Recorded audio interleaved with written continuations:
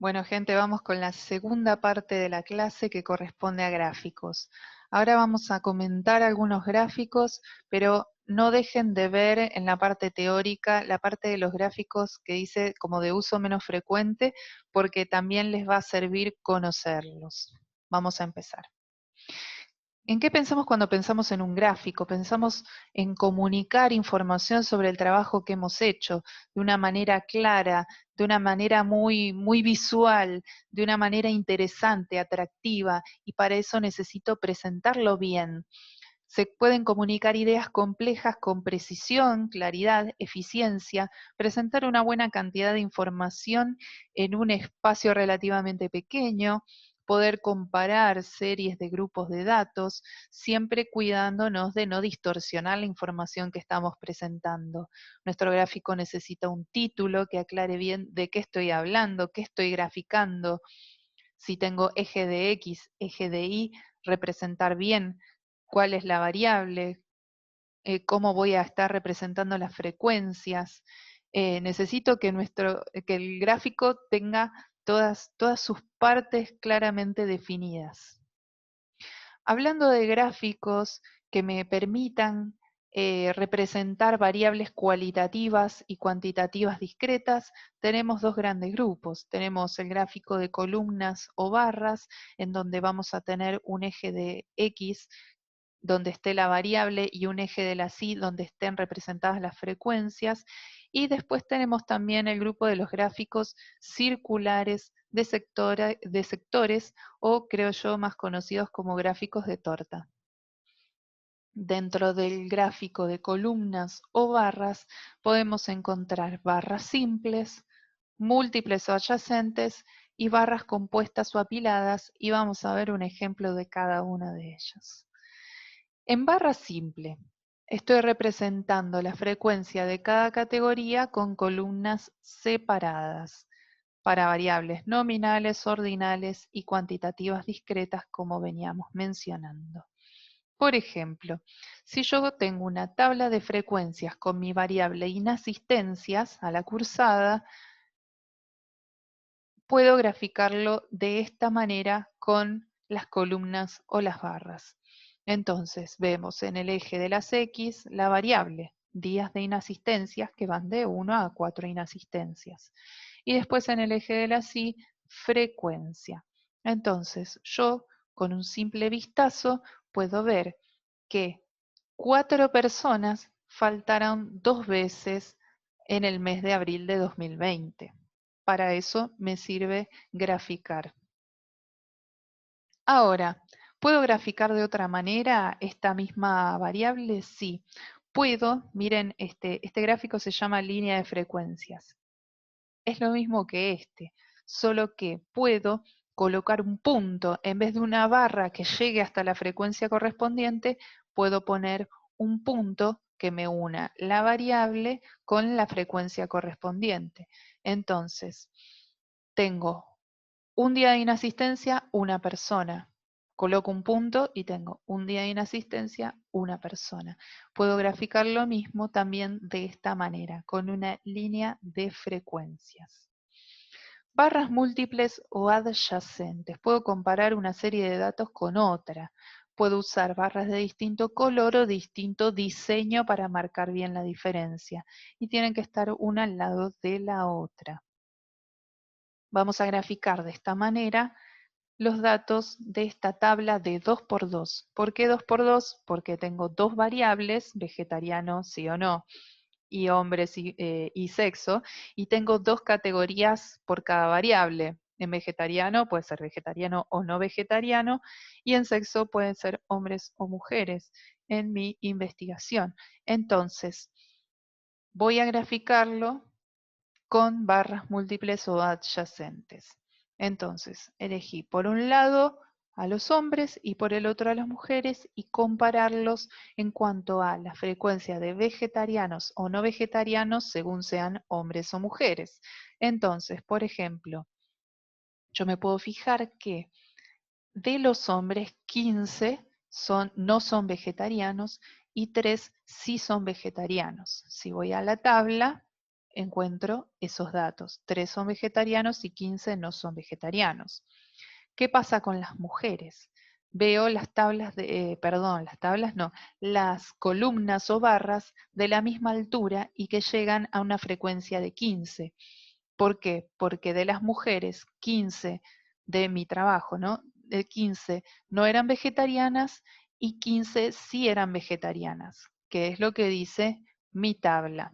15 vegetarianas y 15 no vegetarianas. Entonces, mediante estas barras, yo pude representar y comparar estas series de datos. ¿Podemos representarlo de otra manera? Sí, estos mismos datos podríamos presentarlos mediante barras compuestas o apiladas. Las barras de la segunda serie de datos están sobre los de la primera serie y puedo comparar su información relativa a la frecuencia. Entonces puedo hacer un gráfico como este, en donde no separé, como antes, barras de mujeres y barras de hombres, sino que elegí comparar los vegetarianos con los no vegetarianos, apilados unos sobre otros, sumados. Pero dentro de cada una de esas barras grandes de vegetarianos y no vegetarianos, tengo la subdivisión porque apilé los datos de las mujeres y los de los hombres. Entonces, mediante los colores puedo seguir viendo las frecuencias, que de los vegetarianos, 3 son hombres y 15 son mujeres. Y de los no vegetarianos tengo 15 hombres y 15 mujeres, según mi tabla anterior. Y esta es otra manera en la que podría graficar, porque no solamente puedo graficar en el eje de las Y la frecuencia simple o absoluta, sino también la relativa. Y acá tengo frecuencia relativa porcentual.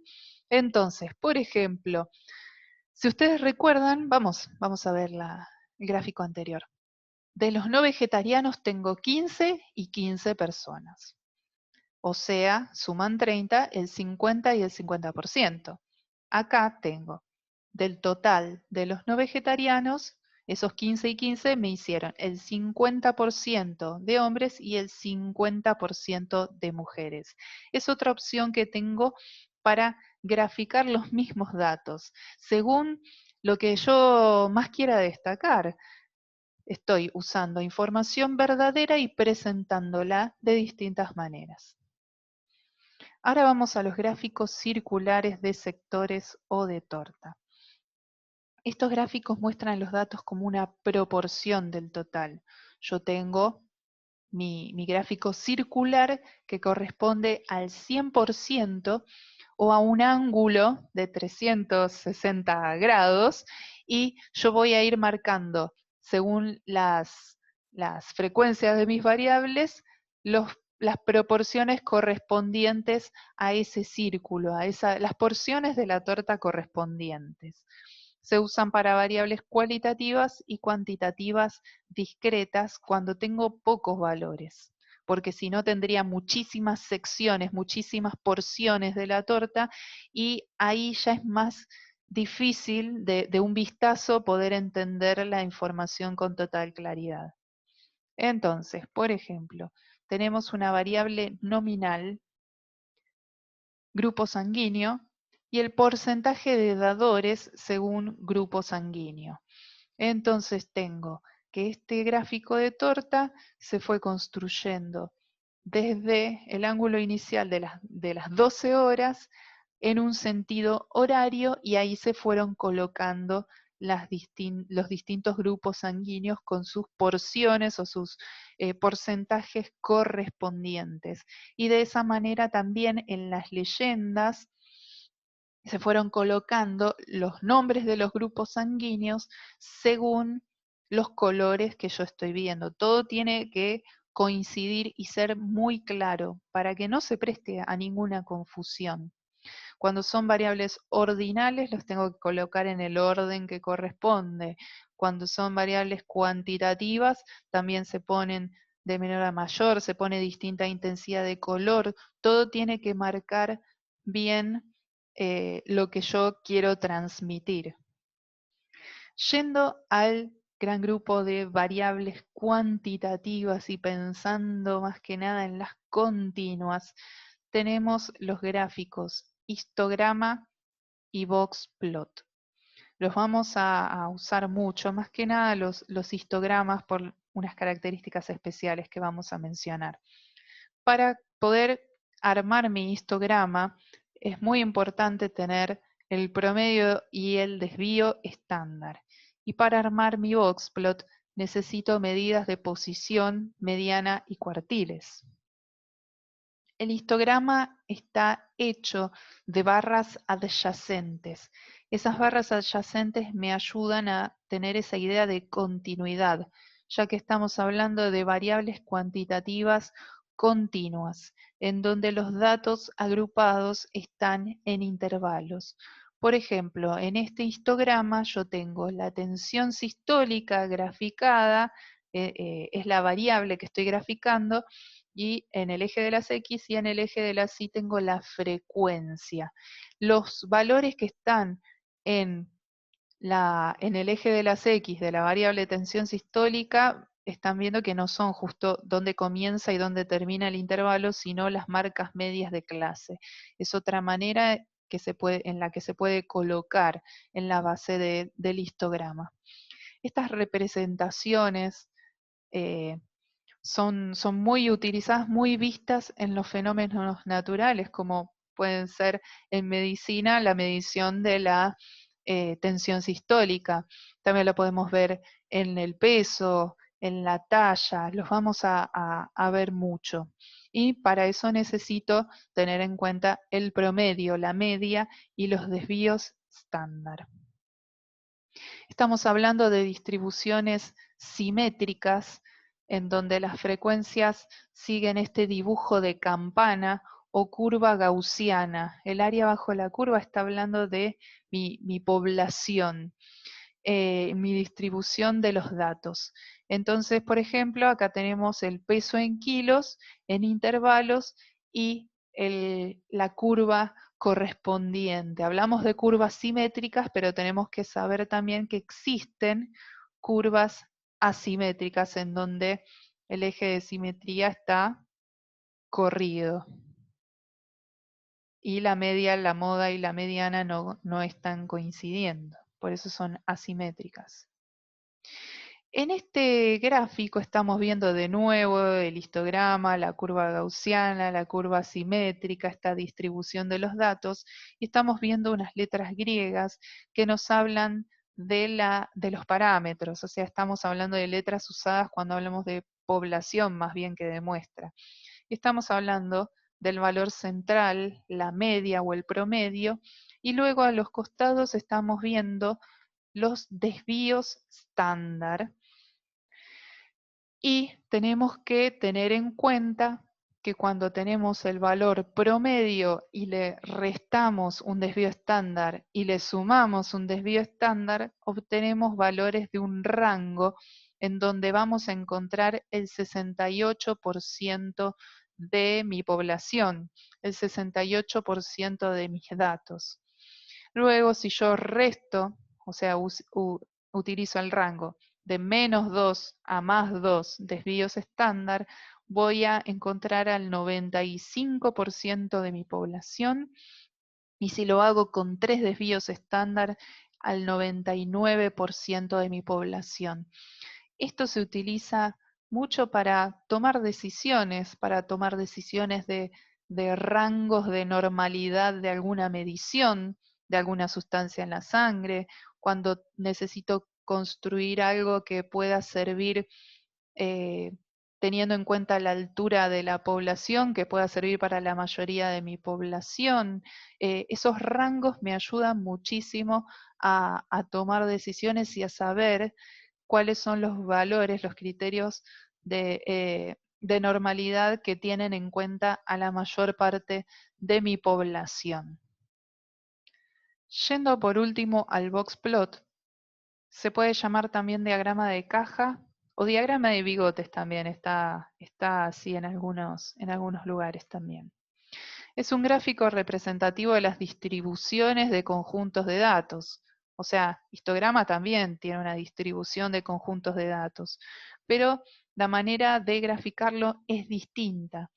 En el boxplot se utilizan medidas de posición, valor mínimo y máximo, y después 3 cuartiles, el primer cuartil, el segundo cuartil o mediana y el tercer cuartil. Y vamos a obtener un gráfico parecido a esto, en donde yo sé que entre el mínimo y el primer cuartil está el 25% de los datos, luego hasta la mediana el otro 25%, entre la mediana y el tercer cuartil el otro 25%, y por último el cuarto cuartil, el otro 25% de la distribución de mis datos. Si yo lo comparara con el gráfico del histograma, podría hacerme por ahí una mejor idea acerca de qué sentido tiene esto y de qué estamos hablando. Sabemos que en la cajita tenemos entre el primer cuartil y el tercer cuartil. Esta distancia entre el primero y el tercer cuartil se llama distancia intercuartílica, y yo sé que en esa caja tengo al 50% de mi población, así como puedo ver en el gráfico que está debajo que tengo al 50% de mi población. Luego tendré hacia los costados de la caja otros valores correspondientes a el resto de mi distribución de los datos, y lo que tiene el boxplot es que me ayuda a visualizar también, o sea, tiene en cuenta que luego, a partir del valor mínimo y por debajo y del valor máximo y por encima, hay datos que se están alejando mucho de la mayoría de donde está mi población. Esos datos que están muy alejados son los outliers, y esos datos los podemos calcular cuando tenemos los datos de qué valor tiene mi primer cuartil, qué valor tiene el tercer cuartil, y entonces puedo hacer la resta del tercer cuartil menos el primero y tengo el valor de distancia intercuartílica.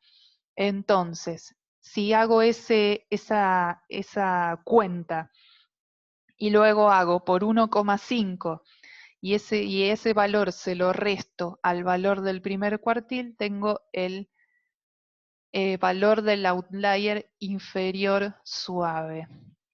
Y si yo al valor del tercer cuartil hago tercer cuartil más 1,5 por ese valor que decía recién de la resta del tercer cuartil menos el primer cuartil, tengo el outlier superior suave.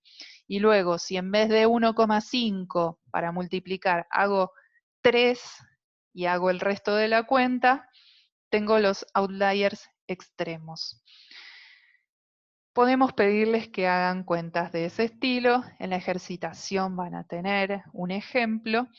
Entonces, ustedes van a tener los datos correspondientes al primero y tercer cuartil, y van a tener que sacar la distancia intercuartílica, que es la resta, y después hacer la cuenta correspondiente para saber los outliers que se les pidan.